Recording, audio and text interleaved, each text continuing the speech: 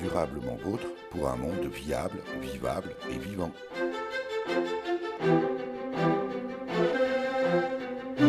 Aujourd'hui, nous évoquerons la transition écologique et solidaire pour une société durable. C'est le thème de la deuxième édition du festival Écomain qui, à l'occasion du G7 de l'environnement et des océans, se transforme en un quartier du village éco-citoyen au jardin Jean-Marie Pelt à Metz les 3 et 4 mai 2019.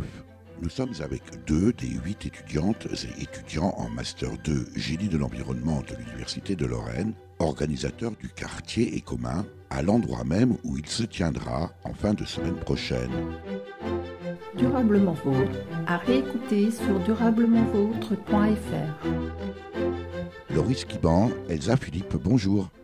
Bonjour, bonjour. Quand je dis que nous sommes au jardin Jean-Marie Pelt, c'est pas tout à fait vrai, on est à proximité immédiate. En réalité, on s'est mis un peu à l'abri ici dans une salle que tout le monde, que les Messins connaissent bien, parce que c'est l'immense salle des arènes, mais on ira voir tout à l'heure sur le terrain où ça va se passer, comment ça va se passer. Et vous êtes 2 représentantes du groupe d'étudiants qui en comptent en réalité 8. Elsa Philippe, on va peut-être, on va les nommer. Alors donc les autres étudiants qui nous accompagnent dans ce projet sont Jules Joyot, Aude Legrand, Joe Coloba, David Alves, Marine Leroux et Christophe Bernier. Voilà, on fait comme au cinéma, on les a tous cités au générique, qui sont comme vous, donc étudiants et étudiantes en Master 2 Gestion de l'environnement. Et j'ai parlé tout à l'heure de festival Écomain. En réalité, ce n'est pas non plus un festival, Loris Kiban. Tout à fait. Le festival, il a eu lieu pour la première fois l'année dernière. Donc, c'était les 2 et 3 juin 2018 à l'Esplanade, au jardin de l'Esplanade. C'était un projet qui a rassemblé beaucoup de monde et qui a tapé dans l'œil de la ville, puisque cette année, à la suite de la nomination de la ville de Metz pour accueillir le G7 de l'environnement et des océans les 5 et 6 mai, ils ont souhaité organiser un événement qui rassemble justement des associations, des acteurs locaux pour le développement durable et nous ont donc contactés pour organiser cet événement qui sera donc un village éco-citoyen qui aura lieu les 3 et 4 mai 2019 au jardin Jean-Marie Pelt et dans lequel donc nous les Écomains nous serons représentés en tant que dans le quartier des Écomains. Donc vous perdez l'appellation, en tout cas au moins cette année, de festival. On le comprend bien puisque ça s'inscrit cette fois-ci dans un village éco-citoyen plus large. Vous avez négocié, si je comprends bien, Loris Kiban et Elsa Philippe, une appellation de quartier commun. Donc vous gardez quand même l'appellation Écomain. Ça ne change pas grand-chose. Peut-être aussi avec l'intention de poursuivre l'aventure l'année prochaine. Alors, pour le coup, retrouver cette dénomination de festival. Tout à fait. C'était complètement l'objectif, dès la première année d'ailleurs. On souhaitait organiser un événement qui puisse être pérenne, qui puisse être un rassemblement vraiment un rassemblement annuel pour les Messins. Donc, effectivement, l'objectif l'année prochaine, c'est de pouvoir recommencer en tant que festival des Écomains. Avec le flambeau que vous allez passer ensuite à des étudiants des promotions suivantes, puisque on vous souhaite bien sûr à toutes et à tous de valider votre année. Donc ça sera l'année prochaine d'autres étudiants que vous qui prendront le relais. C'est ça, tout à fait. À vrai dire, Christophe Bernier qu'on a cité, lui n'est pas en Master 2, il est en Master 1 et donc il sera à nouveau là pour participer à cette organisation avec des nouveaux membres de l'association I3D. Alors on va bien sûr rentrer un peu dans le détail alors on va l'appeler comme ça, quartier Écomain dans le village éco-citoyen les 3 et 4 mai 2019 à Metz, ici au jardin Jean-Marie Pelt à Metz. Mais grosso modo, voilà, en quoi va consister, alors on va dire 2 mots quand même sur le village éco-citoyen pour comprendre le contexte, et puis globalement, dans les grandes généralités, ce quartier Écomain, laquelle des 2 veut répondre? Elsa Philippe. Alors donc l'objectif de cet événement, c'est de sensibiliser avant tout le grand public. C'est à la fois donc de rassembler les personnes qui s'intéressent au développement durable, qui sont déjà engagées, mais aussi de sensibiliser les personnes qui ne s'y intéressent pas forcément. Donc au programme, on va retrouver de nombreux ateliers qui seront animés à la fois par des associations, par des organismes, des entrepreneurs. On aura également une scène sur place avec de la musique, des spectacles, des performances. On aura un espace de gratuité qui sera animé par l'association Motrice. Alors, on va revenir ensuite en détail sur les différentes actions qui sont menées dans le cadre de ce quartier commun. Moi, je regrette un peu de ne plus l'appeler festival, parce que je trouve que, voilà, on rend bien compte de ce que c'était, mais on va faire l'effort de l'appeler quartier et commun. Finalement, est-ce que c'est une opportunité pour votre action et commun que de se retrouver là, dans ce village éco-citoyen, ou est-ce que vous auriez préféré garder votre identité de festival ? Donc on y a beaucoup réfléchi, donc ensemble au sein de l'organisation Écommun, mais aussi avec nos partenaires, et c'est une réelle opportunité cette année de s'inscrire dans ce cadre du G7 de l'environnement et des océans, qui est plutôt exceptionnel de pouvoir se retrouver au milieu, et de profiter aussi d'une médiatisation qui sera internationale. On a pu à cette occasion agrandir le festival, on lui donnait une autre ampleur, et avoir encore plus d'exposants, plus de partenaires que l'année précédente.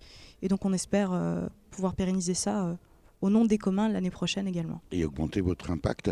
Le premier festival, pour le coup, là, Écommun, s'était déroulé au mois de juin l'année dernière. Quel retour, quel impact, comment ça s'était passé l'année dernière, en 2018 ? Alors, Laurie Skiban. Alors l'année dernière, on avait démarré l'organisation, alors je crois qu'on ne l'avait pas forcément précisé tout au début, mais ça venait surtout d'une initiative étudiante certes, mais de l'association étudiante I3D pour Idées de développement durable. Et donc c'était lancé à l'initiative de 2 étudiants qui étaient en Master 2 l'année dernière. Ils ont réussi à rassembler autour d'eux pas mal de monde, des partenaires surtout associatifs, mais pas que. Donc il y avait notamment les Colibris et le Centre Jean-Marie Pell qui nous ont aidés à rassembler, à contacter des personnes. On a réussi à rassembler une trentaine d'exposants sur site, c'est pour plus de 40 partenaires en tout, en considérant aussi ceux qui nous ont appuyés d'un point de vue technique ou bien financier. On se retrouvait donc sur les jardins de l'Esplanade durant un week-end, donc c'était samedi et dimanche. On a eu la chance, il a fait beau et on a réussi à avoir beaucoup de monde durant ce week-end. Et beaucoup de monde, c'est combien ? Alors bon, c'est une estimation, là c'est même plus une louche, c'est une marmite, hein. Soyons honnêtes, on n'avait pas compté précisément, on n'avait pas forcément pensé cette année-là, mais on a estimé avoir reçu entre 1000 et 2000 personnes, donc personnes publiques. Selon votre estimation ou selon la police ? Il n'y avait pas de police en fait, il n'y avait pas de nécessité d'avoir de la police, donc on n'avait pas... Voilà. Et ça veut dire aussi que vous venez de citer à l'instant Laurie Skiban, I3D, cette association d'étudiants sur Metz. Ça veut dire que c'est une initiative purement estudiantine, faite de bénévoles, d'étudiantes et d'étudiants engagés. Alors, pas uniquement estudiantine. L'année dernière, effectivement, nous étions les uniques porteurs de ce projet, les uniques organisateurs en tant qu'étudiants de l'association I3D. Cette année, nous travaillons en partenariat avec la toute nouvelle association qui s'appelle Oasis Tergem. C'est une association qui est issue de l'idée de personnes qui nous ont déjà aidés l'année dernière, qui faisaient partie d'autres associations à ce moment-là, et qui ont décidé de créer cette nouvelle structure qui travaille plutôt sur la question de l'alimentation, de l'autonomie alimentaire messine. Et donc ils s'étaient déjà engagés l'année dernière avec nous, avaient aussi un large réseau de contacts autour d'eux, et ont souhaité s'impliquer cette année avec nous. Et donc on a commencé cette organisation ensemble, c'est en tant que 2 co-organisateurs, avec évidemment l'appui de nos partenaires qui sont quand même toujours un peu là, à qui on fait confiance aussi pour nous aider à prendre des décisions parfois. Donc on n'est pas du tout... il y a vraiment une gouvernance très, très élargie. Et cette année, on travaille aussi étroitement du coup avec la ville de Metz, qui est vraiment notre partenaire aussi dans ce nouvel événement, ou bien nous sommes le leur, je ne sais pas. Sauf que cette année, en tout cas en ce qui concerne l'engagement, vous-même, votre engagement, Laurie Skiban et Elsa Philippe, avec vous aussi camarades en Master 1 et 2, on a bien compris, de gestion de l'environnement du campus Bridoux à Metz, à l'Université de Lorraine, cette année, ce quartier Écommun fait partie de votre projet d'études. Elsa Philippe. Donc oui, c'est exactement ça. En matière développement durable, on a dû cette année choisir un projet, se mettre par groupe pour voir un petit peu ce que c'est la gestion de projet.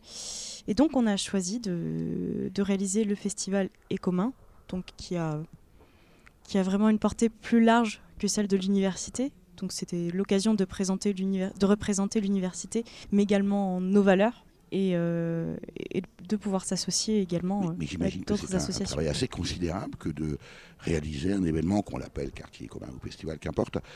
J'imagine que c'est un travail considérable. Non, quand on est, vous ne faites pas que ça. Vous avez aussi vos études, vous avez les cours, les révisions. Oui, c'est vrai que d'autant plus qu'on est des étudiants en alternance, donc il y a des mois où on travaille, il y a des mois où on est à l'université.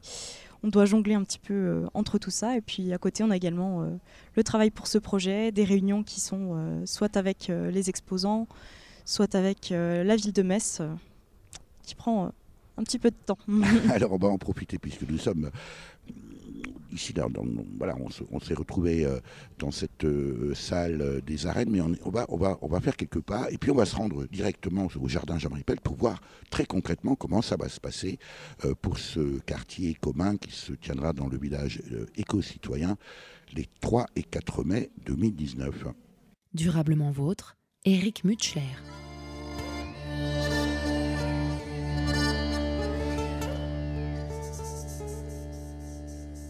Et bourgeois, entends-tu passer dans ta rue une parade d'espérance et qui chante et qui danse, évoque la galère, le cap sur la bohème, évoque nos chimères, le cap sur le Frédène et des cigales dans la fourmilière, et vous ne pouvez rien y faire. Et des cigales dans la fourmilière, et c'est pour ça que j'espère.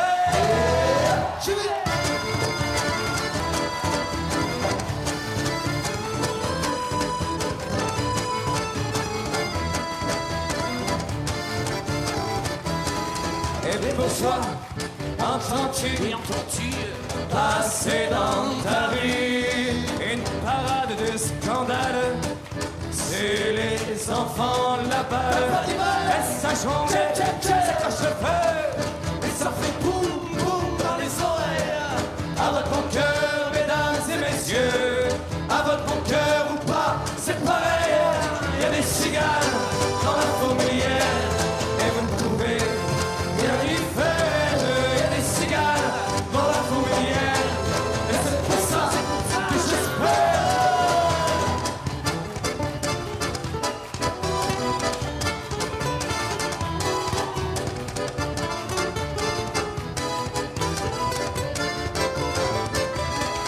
Et pour toi, entends-tu passer dans ta rue une parade de fortune? C'est les oiseaux sans plume et qui s'acharnent qu'on a que mal à vivre comme ils respirent. Quitte à crever la dalle, ils ont tant de choses à dire. Il y a des cigales dans la fourmilière, et vous ne pouvez rien y faire. Il y a des cigales dans la fourmilière, et c'est pour ça que j'espère.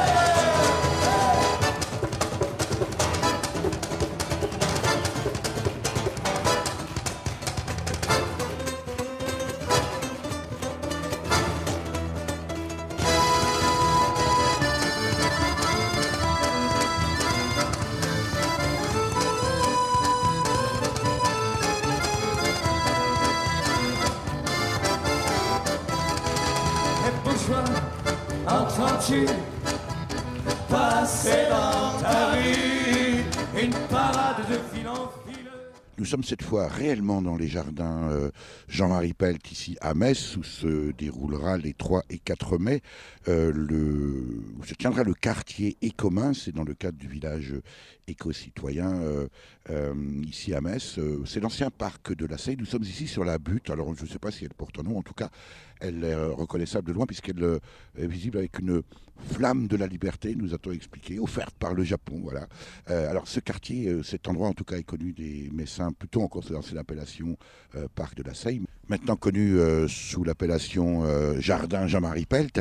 Et avant que Laurie Skiban et Elsa Philippe nous expliquent la manière dont va se dérouler ce quartier est commun, puisque c'est ici que ça aura lieu.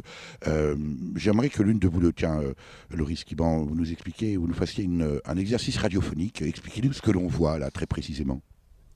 Alors là, donc, comme vous l'avez dit, on se trouve en haut de la butte.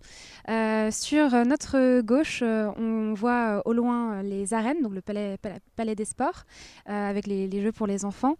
De ce côté-là, il y aura les 3 et 4 mai un grand chapiteau qui accueillera donc une scène avec des interventions et des animations artistiques. En face de moi, donc, entre la butte et la Seille qui passe ici, il y aura une grande partie des stands avec notamment des food trucks et toutes sortes de stands qui seront plus ceux qui sont invités par la ville de Metz. Et nous, on rappelle évidemment que tout ça est sous l'égide. Sous la thématique du développement durable. Bien sûr, toujours des intervenants, donc des associations, des entrepreneurs, des entreprises et divers partenaires de la ville de Metz qui viennent présenter leurs actions. Et en ce qui concerne le quartier des Écommuns, il sera situé, donc, ce qui est actuellement à ma droite, c'est-à-dire près de la piscine Le Terre, sur un espace qui s'étend des jardins, des incroyables comestibles, des jardins partagés, jusqu'à l'espace de sport. Je ne sais pas s'il porte un nom non plus, mais l'espace qui accueille actuellement donc un parcours de santé et un terrain de basket. Et donc nous serons installés sur cet espace-là avec tous nos intervenants et toutes nos animations. Alors précisément, vous bénéficiez, vous en tant qu'étudiant en M2 et M1, puisque vous avez des étudiants de M1 en Master 1, première année génie de l'environnement, qui organisaient ce quartier Écommuns. Vous avez véritablement tout un espace qui vous est dédié. Qu'est-ce qui doit s'y passer très concrètement, Elsa Philippe? Donc il y aura de nombreux ateliers qui seront animés par... Par exemple Alors par exemple, donc, notre association I3D, Idées de développement durable, on va proposer des jeux pour les enfants. On aura une pêche au canard revisitée en pêche aux déchets. On aura également un basket select pour apprendre à trier correctement. On aura également un espace mémoire, donc pour ne pas oublier d'où vient ce festival. C'est une initiative étudiante, parler de la première édition. On aura aussi donc d'autres associations qui seront ici, qui tiendront des stands. Par exemple, on peut citer Oasis Tergem, motrice, qui tiendra également un espace de gratuité. Donc c'est un espace où vous pourrez ramener tous les objets qui sont encore en état d'usage, dont vous ne vous servez plus, et vous pourrez les déposer et repartir gratuitement avec ce dont vous avez besoin. J'ajoute juste une précision à ce sujet. Motrice proposera aussi un atelier vidéo déco. Donc en fait, ils utilisent des objets pour leur donner une seconde vie en les remaniant, en les bricolant. Alors, je voudrais dire aussi, donc, en fait, on propose beaucoup d'animations qui sont propres au festival, mais qui sont propres donc, aux exposants eux-mêmes. Il y aura, disons, au moins une vingtaine, voire une trentaine d'ateliers, de jeux différents. Donc, on ne peut pas forcément tous les citer actuellement, mais l'intérêt, c'est toujours de à la fois présenter des ateliers qui permettent d'apprendre à faire des choses soi-même, que ce soit des produits ménagers ou bien réutiliser des vieux vêtements pour en faire quelque chose de nouveau, ou même des pneus de vélo aussi. Donc il y a vraiment tout un panel de possibilités pour apprendre à faire des choses soi-même, parce que c'est toujours aussi par ça qu'on commence. Et ensuite aussi des choses plus ludiques, des ateliers, des jeux qui visent simplement à s'amuser au passage en apprenant quelque chose. Alors pour l'instant, là, on est dans les jardins Jean-Marie Pell, donc par définition un jardin. Vous serez sous tente. Comment ça va se passer d'un point de vue matériel, Loris Kiban?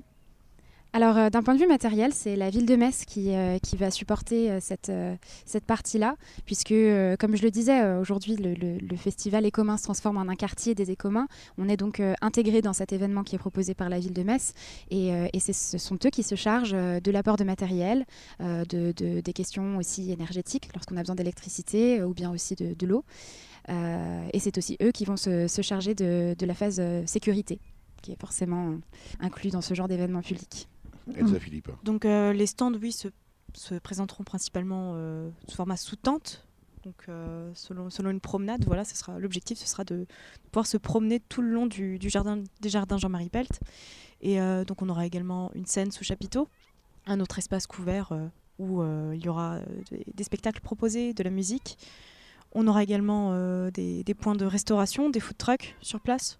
Oui, c'est toujours important de rappeler qu'on peut boire et manger. Voilà, sur la journée, ça peut être important.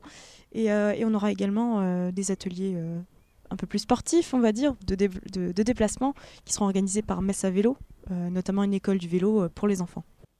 Alors, vous avez déjà l'expérience d'un festival, puisque c'est cette fois-ci la 2e édition. Ça a changé de nom, on l'a bien compris, pour devenir le quartier écomain dans ce village éco-citoyen les 3 et 4 mai, ici à Metz, dans les jardins Jean-Marie Pelt. Est-ce que l'année dernière, vous avez pu avoir une espèce de... Il y a un peu de vent là sur la butte où nous sommes. Est-ce que vous avez un profil des gens qui sont passés vous voir l'année dernière? Et est-ce que cette année, on peut imaginer que, compte tenu de la configuration que prendra ce village éco-citoyen et dans votre quartier écomain en particulier, est-ce qu'on peut imaginer qu'il y ait un public nouveau qui viendra peut-être tout simplement se promener, découvrir et qui peut être pour vous allez, on va parler de cible, de sensibilisation plus particulièrement, parce qu'on sait bien que c'est ça aujourd'hui l'enjeu. Alors oui, effectivement, notre enjeu, c'est de parvenir à toucher des gens qui ne sont pas forcément sensibilisés aux questions, disons, environnementales, écologiques. L'année dernière, on avait réussi à toucher pas mal de monde. Donc je vous parlais de 1000 à 2000 personnes. Mais quel était leur profil? Est-ce que ce sont des gens qui sont déjà convaincus, ou est-ce que ce sont des gens qui viennent voir et puis qu'on peut justement... on va dire convaincre avec des arguments? Justement, l'année dernière, c'était beaucoup de néophytes, beaucoup de gens qui passaient par là. Bon, c'était aussi dû peut-être d'une part au fait que notre communication n'avait pas forcément eu l'impact qu'on aurait désiré à la base. Donc ça a beaucoup joué finalement sur les passants, les gens qui venaient là pour se balader, qui passaient du centre-ville vers le plan d'eau, puisqu'on était donc à ce moment-là à l'esplanade et c'était intéressant pour ça aussi. Cette année, clairement, on compte aussi beaucoup sur le fait qu'il y ait un public qui ne soit pas forcément averti, qui passe par là, découvre cet espace et ait envie d'y passer du temps. Maintenant, bien évidemment, on joue aussi quand même sur la communication et on espère faire venir des gens qui sont aussi intéressés et qui ont peut-être tout simplement envie d'apprendre plus de choses. Et c'est là aussi l'intérêt de cet événement, c'est découvrir des acteurs locaux pour pouvoir ensuite les soutenir, voire même participer aux actions des associations, par exemple.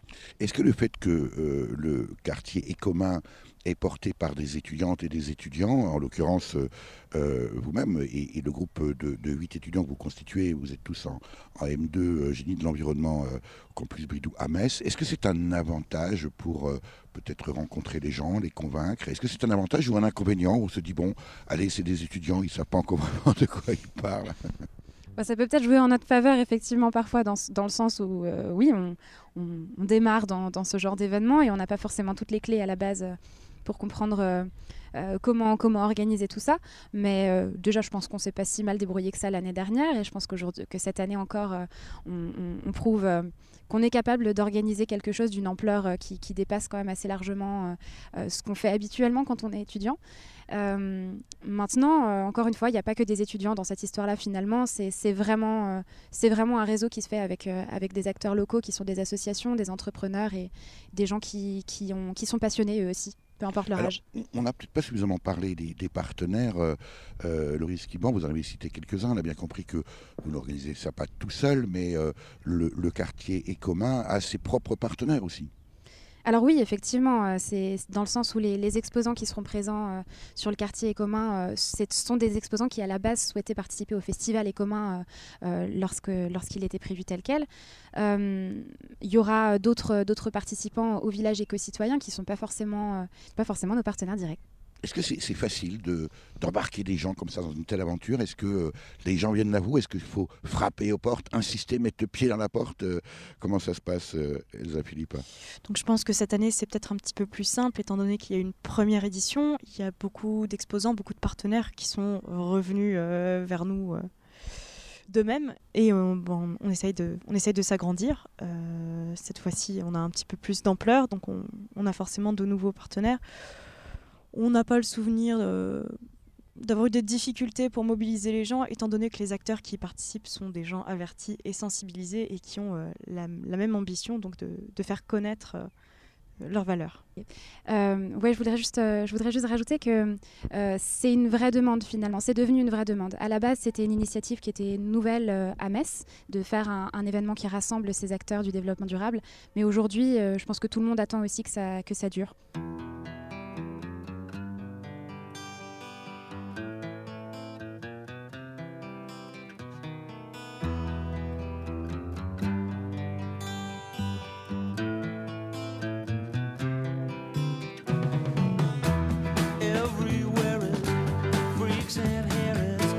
Dykes and ferries, tell me where is sanity?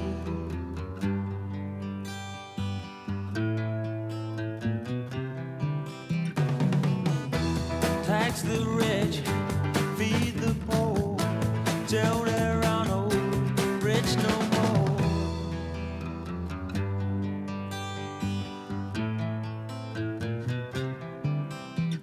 I love to change the world,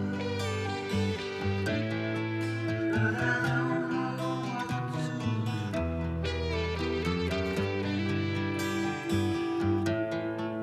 So I leave it up to you.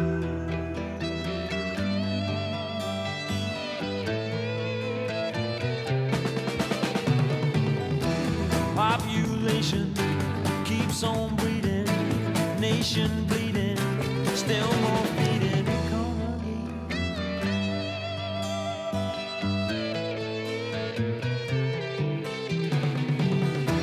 Life is funny, skies are sunny, bees make honey, who needs money? Monopoly.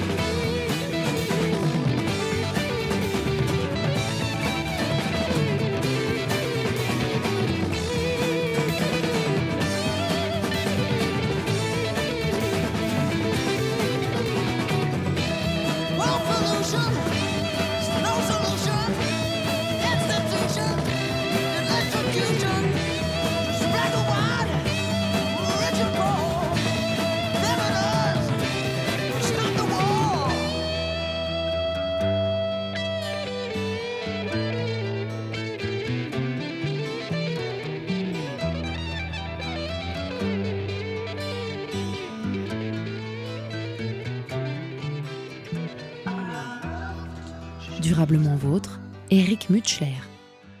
On est revenu se mettre un petit peu à l'abri. Il fait très beau aujourd'hui, mais il y a un peu de vent quand même. On est revenu ici dans cette salle des arènes à Metz pour bien continuer cette découverte du quartier Écomain.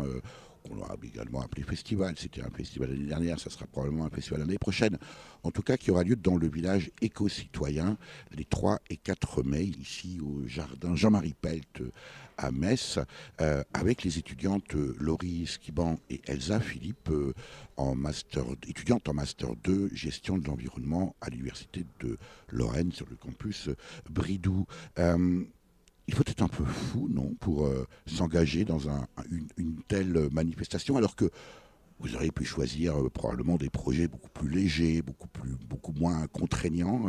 Quelles sont réellement les motivations des 8 étudiants qui se sont embarqués dans cette affaire?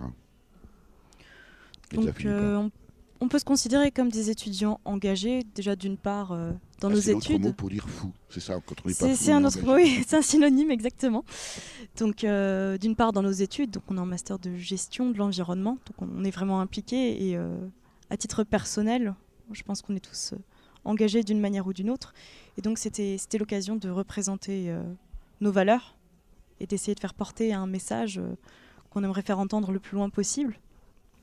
Et est-ce que c'est le cas aujourd'hui de la majorité des étudiantes et des étudiants, toutes disciplines confondues, pas simplement dans votre filière gestion de l'environnement, que d'être des citoyens engagés, ou est-ce que vous êtes un peu des ovnis, des étudiantes et des étudiants à part?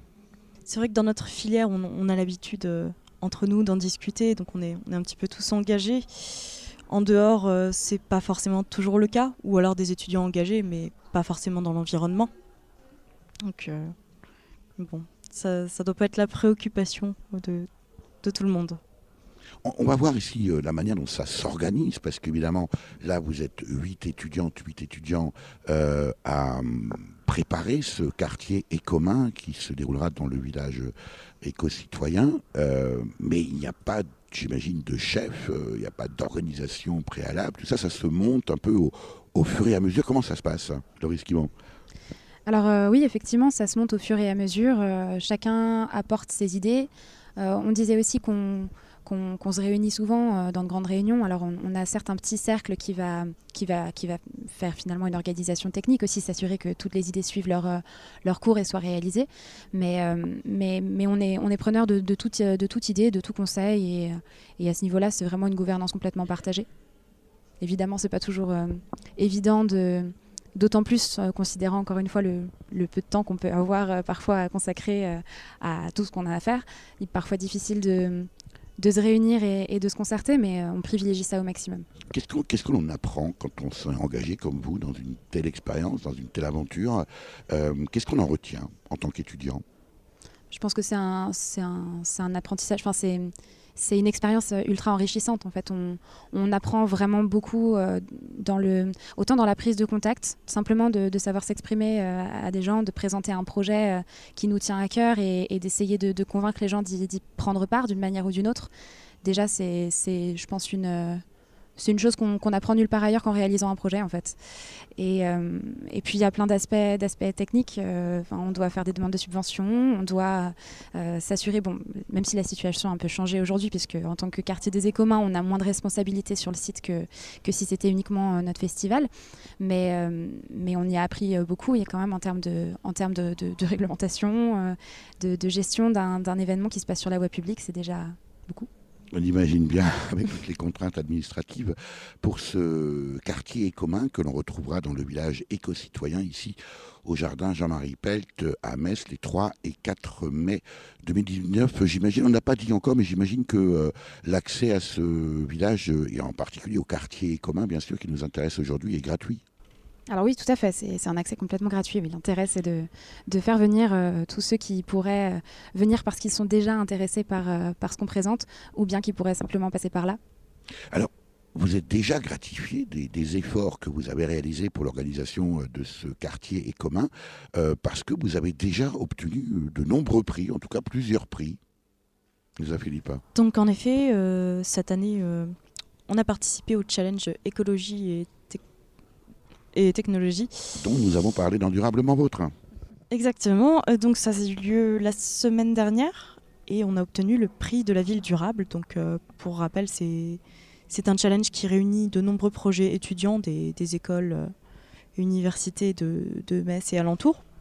Donc on a pu présenter notre projet pendant 2 jours à des collégiens, lycéens, mais également à un jury qui a remis ensuite des prix. Et donc le challenge écologie et technologie qui a eu lieu le 18 et 19 mars dernier. Et puis un second prix encore, Loris Quimon. Oui, tout à fait. Alors, on a participé au concours pour le prix des jeunes engagés qui a été proposé par la Fondation La France s'engage. Et on a été récompensé devant un jury qui était composé de beaucoup de lycéens qui étaient là à l'occasion de l'événement O21, donc Orientation au XXIe siècle, organisé par Le Monde. Ça se passait à Nancy, c'était le 28 février. Et c'était donc un événement durant lequel on a présenté notre projet, enfin j'ai présenté notre projet pour le coup, devant 300 étudiants, devant aussi François Hollande. Et on a été coachés durant toute l'après-midi en fait, avec les autres candidats par une personne pour apprendre à pitcher pendant 4 minutes. Donc, ça fait partie des choses aussi que j'ai apprises du coup. M'exprimer devant un public plus conséquent que ce dont j'ai l'habitude et dans des conditions qui ne sont pas forcément très naturel. Alors évidemment, ce sont des prix de reconnaissance. Est-ce qu'il y a un peu de moyens aussi qui vous sont attribués à l'occasion de ces prix-là ? Oui, bien sûr. Alors, à l'occasion de la fondation, le prix des jeunes engagés de la Fondation La France s'engage, on a reçu le premier prix. Et donc, on a reçu 7 000 €, ce qui était une somme à laquelle on ne s'attendait pas forcément et on en était vraiment ravis.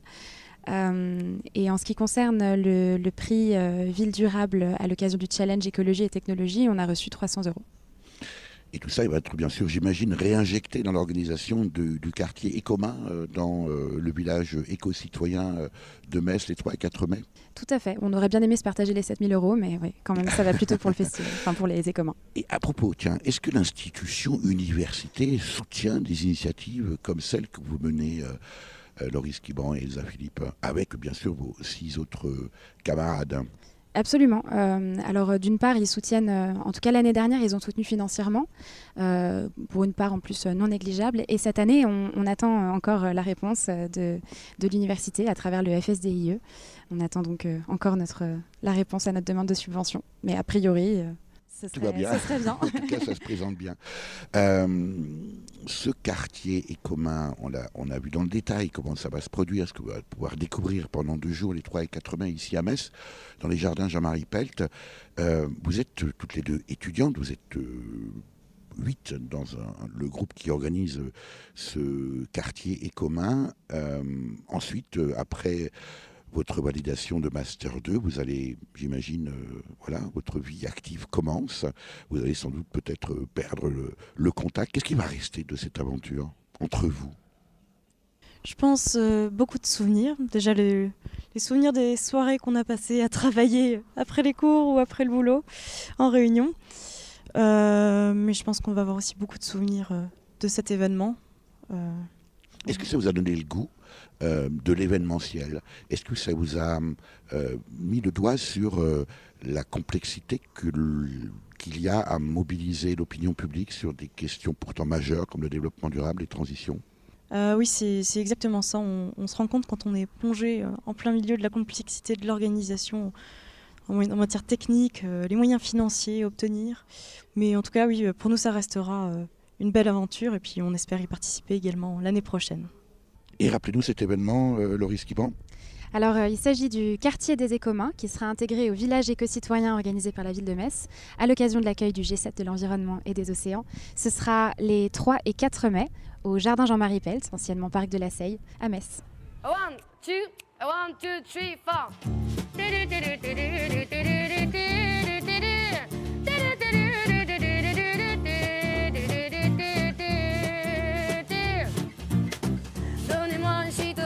Je n'en veux pas des bijoux de chez Chanel, je n'en veux pas, donnez-moi une limousine, j'en ferai quoi? Offrez-moi du personnel, j'en ferai quoi? Un manoir à Neuchâtel, c'est pas pour moi. Offrez-moi la tour Eiffel, j'en ferai quoi?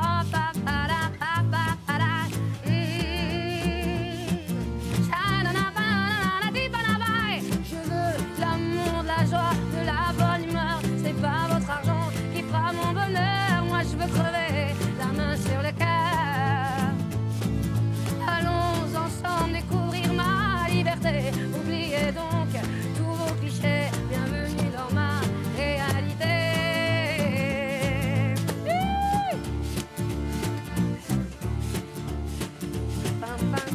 J'en ai marre vos bonnes manières, c'est trop pour moi. Moi je mange avec les mains et je suis comme ça. Je parle fort et je suis franche, excusez-moi. Et ni d'hypocrisie, moi je me casse de là, j'en ai marre des langues de bois. Regardez-moi, de toute manière je vous en veux pas. Et je suis comme ça, je suis comme ça. Je veux l'amour, la joie, de la bonne humeur. C'est pas votre argent qui fera mon bonheur. Moi je veux crever la main sur le cœur. Allons ensemble découvrir ma liberté. Oubliez donc tous vos clichés. Bienvenue dans notre réalité.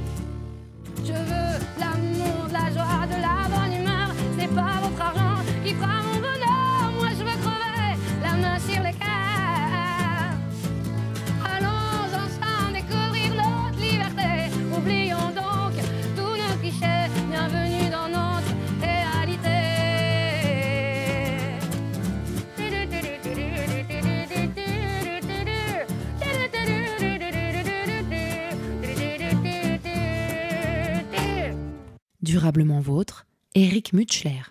Loris Kiban et Elsa Philippe, deux des étudiantes d'un groupe de 8 au total qui organisent ce quartier écomain dans le village éco-citoyen les 3 et 4 mai 2019 dans les jardins Jean-Marie Pelk ici à Metz. Quel est votre propre parcours personnel? On va commencer par vous, Loris Kiban. Alors, j'ai un parcours un peu particulier puisque avant d'arriver ici et de faire de la gestion de l'environnement, je faisais de la chimie. J'ai étudié pendant quelques années jusqu'au master à Strasbourg.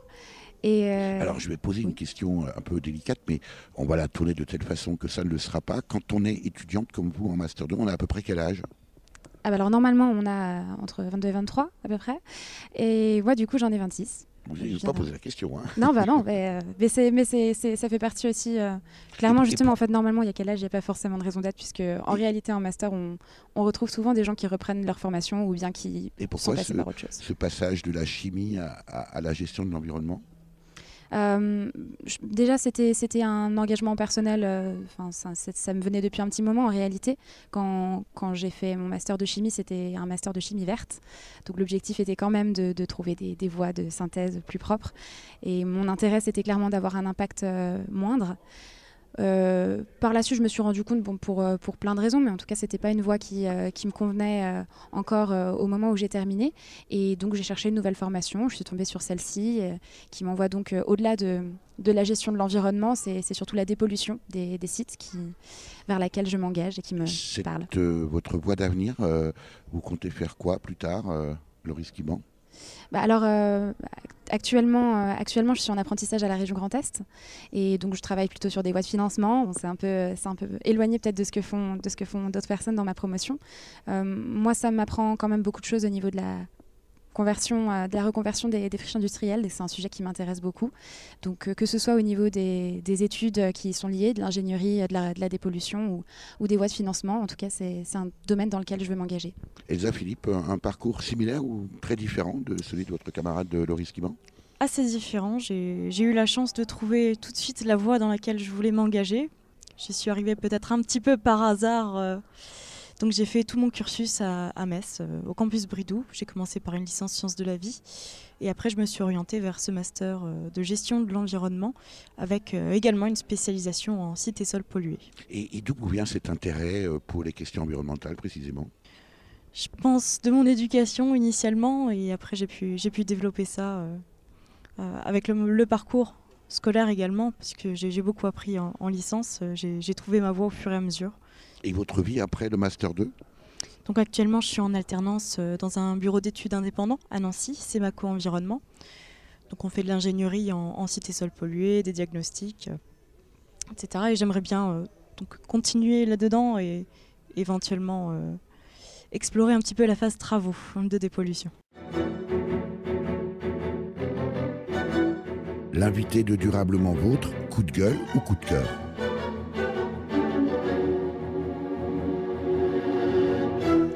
Loris Kiban, Elsa Philippe, quand on est comme vous, étudiante en Master 2, Génie de l'environnement à l'Université de Lorraine, c'est sur le campus Bridoux à Metz que ça se passe, vous préparez actuellement intensément le quartier écomain dans le village éco-citoyen ici à Metz les 3 et 4 mai 2019.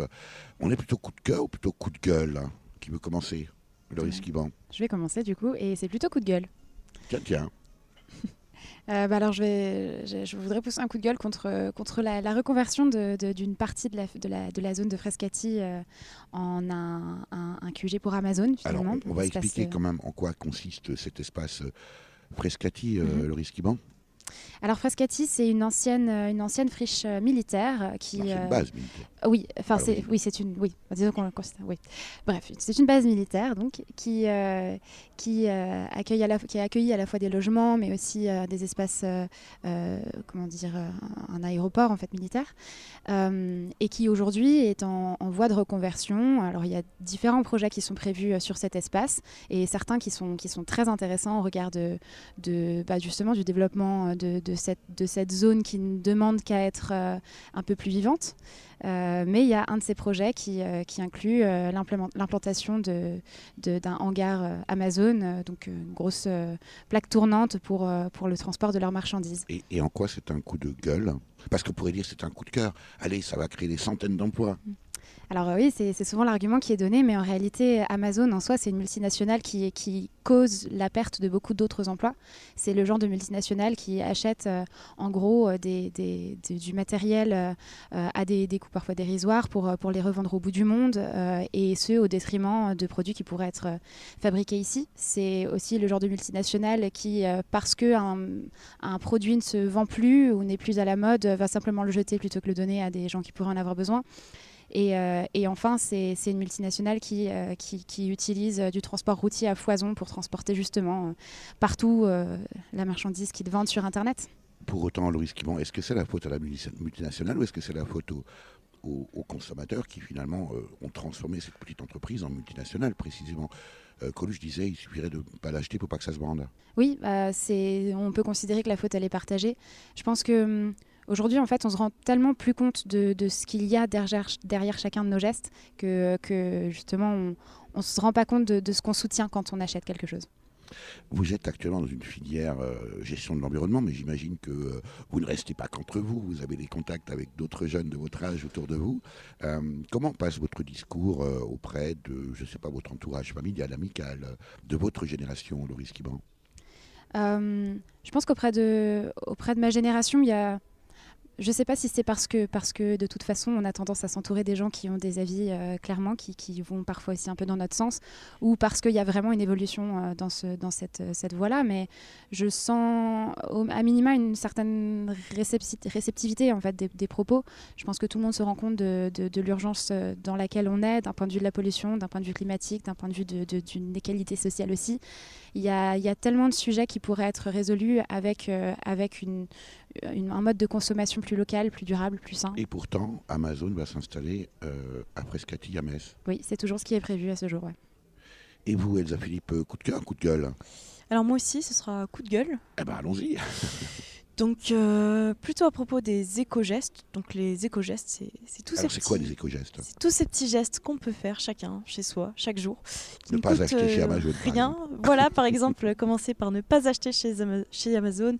Des choses qu'on nous apprend depuis tout petit. Du bon sens, par exemple, recycler ses déchets. Éteindre la lumière quand on sort d'une pièce. Couper l'eau. Enfin, voilà, des petites choses. Essayer d'éviter les emballages. Et tout le monde en parle. Tout le monde ne le fait pas forcément.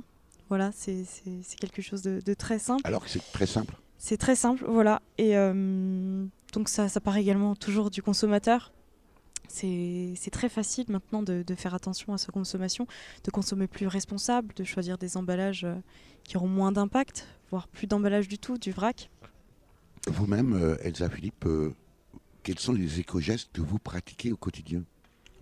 Alors, ce que j'ai cité, le recyclage, etc., je fais de plus en plus attention à ma consommation alimentaire. Donc, je suis passée à un mode de vie végétarien.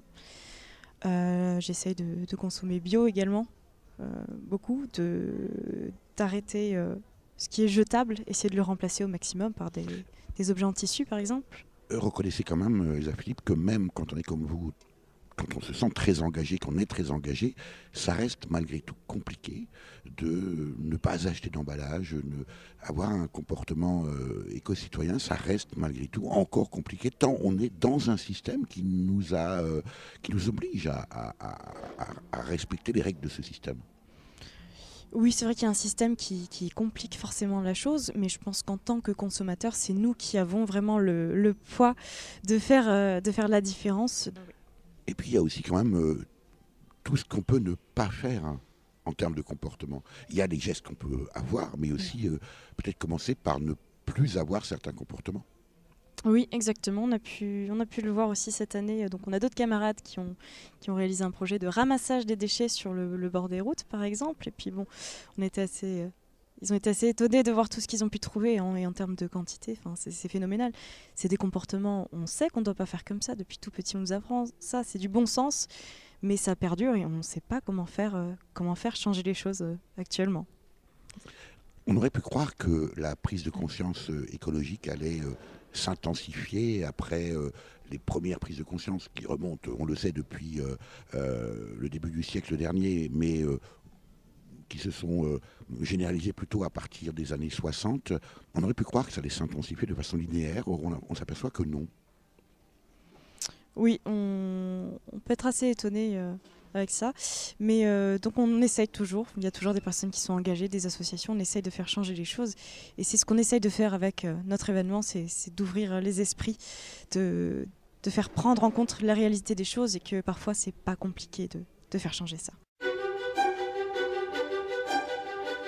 Voilà pour ce reportage sur le quartier Écomain, organisé par un groupe de 8 étudiantes et étudiants en Master 2 Génie de l'environnement de l'Université de Lorraine, dans le cadre du village éco-citoyen de la ville de Metz les 3 et 4 mai 2019, à l'occasion du G7 de l'environnement et des océans. Avec les étudiantes Elsa Philippe et Laurie Skiban. Notez que samedi 4 mai, Durablement Vôtre sera sur place pour 2 émissions en public. Pour en savoir plus sur le quartier Écomain, ses nombreux exposants et animations au village éco-citoyen du jardin Jean-Marie Pelt à Metz les 3 et 4 mai 2019, rendez-vous sur Facebook à la page Écomain. Vous avez pu écouter dans l'ordre Il y a des cigales dans la fourmilière par le groupe La Rue Qu'est à nous, paru sur l'album éponyme sorti en 2002. I'd Love to Change the World par le groupe de British Blues Boom, 10 Years After, paru sur l'album A Space Time, sorti en 1971. Et enfin, Je veux par Zaz, paru sur son premier album qui porte son nom, sorti en 2010. Merci à Véronique Olivier à la réalisation. Vous pouvez réécouter cette émission dès la semaine qui suit sa première diffusion sur le site www.durablementvôtre.fr.